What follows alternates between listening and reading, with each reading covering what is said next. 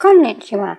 Today, we're going to bust another myth. Last week, we bust some myths about talking Japanese. This week, we're going to look at another one, which is the idea that Japanese is a tonal language, kind of like Chinese, or at least partly so, that we actually need tones or pitch accent to make ourselves understood and to understand what we're hearing.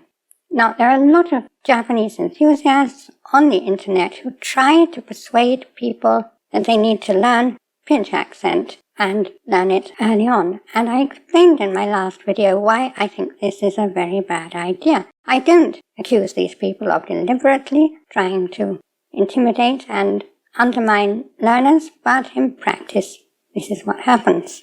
And one of the means they use to try to persuade people that they have to have pitch accent is this idea that Japanese is at least partly like Chinese, a tonal language where getting the pitch right is vital to understanding and to being understood.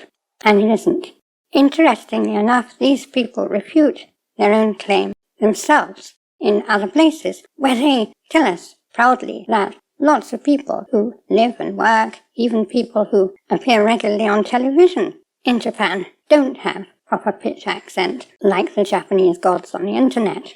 Well, if that's the case, then the first claim that pitch accent is necessary is already refuted, isn't it? If these people are functioning and successful in Japan in communicative professions, then if Japanese were in any way a tonal language like Chinese, it wouldn't be possible, would it? Further to this, not only is proper pitch accent Tokyo pitch, and not only does Japanese pitch vary from region to region, but there are regions that don't have any set pitch pattern at all. If pitch accent were in any way necessary to understanding, those regions of Japan would be in trouble, wouldn't they? And I don't think they are. Now, it's true that Japanese does have a lot of homophones, words that are pronounced the same but have different meanings, and a lot of foreigners looking at lists of homophones in the Japanese dictionary find this terribly intimidating. Does pitch accent actually help us with this? And if not, how do we deal with it? Let's start off by looking at English. In English, 3 very short and simple words that we use all the time. Nobody who speaks English all day goes a day without using all 3 of them many times. 2, the number. 2, the preposition, as in I went to the park, I gave eggs to Sakura, I want to sleep, and to, meaning excess, too big, too small, too hot, etc., are pronounced exactly the same. And how much trouble does anybody actually have with these? How many times do they ever confuse one to with another to? Almost never. Why not? Because context differentiates them very adequately nearly all the time. This is why looking at abstract lists of words is not a good guide to what actually happens when you use them. Now, admittedly, it's a little bit more difficult in Japanese. For example, hashi, depending on whether it's pronounced with a rising pitch or a falling pitch, can mean bridge or chopsticks. And you can imagine in Japan how difficult it is when you go into a convenience store and buy some ready-to-eat food, and the店員さんasks if you want hashi. Well, if he doesn't get the pitch accent right, or if you don't know pitch accent, how are you going to know whether he's offering you chopsticks or a bridge? If you ask for directions in the street, and you're told to turn left at the hashi, and the pitch accent isn't right, or you don't know the pitch accent, how are you going to know if you're supposed to turn right at the bridge or the chopsticks? And really, this is what it's like pretty much all the time. It's generally perfectly clear from context what is meant. We don't very often confuse clouds with spiders or rain with candy. However, a lot of people will make the point that in Japanese there are a lot of homophones, far more than English, far more than most languages, and there's a reason for this, which I'll get to in a minute. Don't we need some way of distinguishing all these lists of homophones? And the answer to that is that we actually really don't. It's like the 3 2s in English, it's like the chopsticks and the bridge. We generally know what's going on from context if we're actually familiar with the words and the language. But there's something else going on here which is important.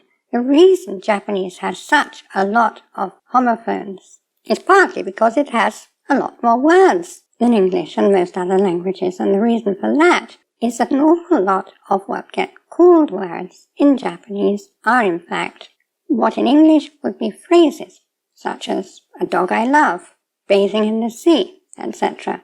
These are words in Japanese, but they're not words in quite the same sense as English words, because they're made up of two elements, two kanji, whose on-readings we'll already know if we're familiar with the words and enough of the language. We're not looking at these strange words as words that we have to learn in the abstract. We're looking at them as a collection of elements that we already know. They're not exactly like phrases in English, but they're not like words in English either. They're somewhere in between the two, and the way we parse them mentally is based on their component parts. Now, I won't go into detail on that, because I've already done it in another video, so I'll put a link to that above my head and in the information section below. And I've done several videos on the way that kanji connect as phrase-like entities and the laws governing the small sound changes that they make when they do. So I'm going to put links to several of those also in the information section below if you want to follow this up. The point is that we can't use pitch pattern to distinguish these phrasal words anyway, because Japanese has 4 possible pitch patterns, not all of which are applicable in any given case. So if we want to use 2, 3 or 4 possible pitch patterns to differentiate a dozen homophones, we're out of luck, aren't we? It doesn't work that way. Now, some people have suggested that even if pitch accent isn't necessary for understanding or making yourself understood, which clearly it isn't, it might be helpful in hearing Japanese.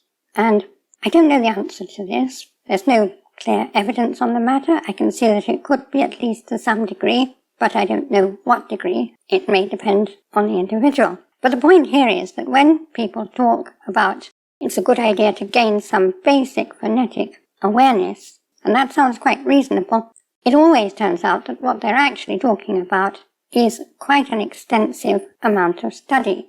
I've had commenters on my videos saying, well, it's only going to take you about 3 months. Well, 3 months is a long time, and you can do a lot of much more useful things in those 3 months. So the question is, if it can help with listening, by how much? By 3 months worth? I'm skeptical about that. People learn all the time to hear spoken Japanese without any awareness of pitch accent, so it's certainly not necessary. And if you're having considerable difficulty hearing Japanese, and many people are in the early stages, it depends what kind of a learner you are, but a lot of people have difficulty in hearing, you're probably also going to have difficulty in learning pitch accent. It's not necessarily going to help the problem. This is something you'd have to decide for yourself, but it seems to me that for a very uncertain and unproven return, sinking a lot of time into study of pitch accent really is probably a poor risk. What I'd like to do is what I've done with some other elements of Japanese, such as the basic laws governing self-move and other move verbs, so-called intransitive and transitive verbs, and the sound shifts that happen when kanji are combined, boiling them down into a few basic laws that are easily understood. Nobody had really done this before I did it, and perhaps we can do something similar with pitch patterns. I don't know. I've looked at it. I haven't come up with anything yet, but if I do, you'll be the first to know, provided, of course, you subscribe. And I'd just like to add that if I do this, and I don't think it's that important, it's not high on my list of priorities, but if I do manage to do this, it won't be in order to help people get perfect Tokyo pitch, which is going to be a huge job, regardless of anything I do. And it's not because I think it's in any way necessary or even particularly helpful towards comprehension or comprehensibility. It's just because it could have some influence on people's hearing, and if we could compress it into a small enough package so it could be learned, say, in an afternoon, it might actually be worth trying. If you have any questions or comments, please put them in the comments below, and I will answer as usual. I'd like to thank my Gold Kokeshi patrons and all my patrons and supporters on Patreon and everywhere. I appreciate the support and enthusiasm that all of you are giving me over this project to rationalize Japanese, sweep the myths away, the myths of conventional Japanese teaching and the myths of the new postmodern Japanese enthusiasts. I don't take sides here. I'm an equal opportunity mythbuster.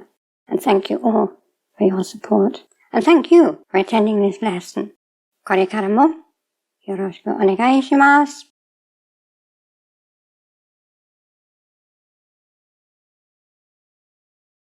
Class dismissed.